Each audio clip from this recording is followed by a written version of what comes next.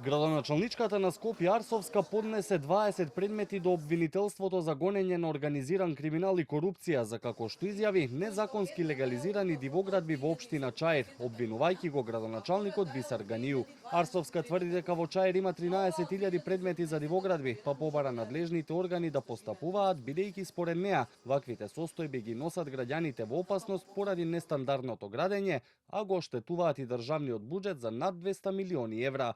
Градоначалничката покажа официјални сателитски снимки од 2017 и од 2023 година, на која, како што наведува, се гледа 12 катници изградена лани, а легализирана пред 11 години. Господинот Беки Маземи е најмладиот предприемач во Република Македонија во изминатото столетие.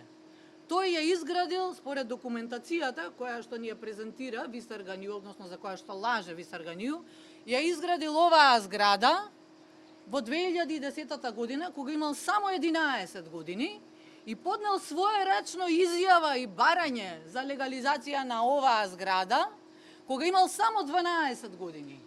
Затоа не е ни чудо што сме ние четврта најака економија во Европа, затоа што нашите млади, уште 12 годишна возраст во Чаир, се стекнуваат, односно градат згради и аплицираат со барање и стануваат милионери.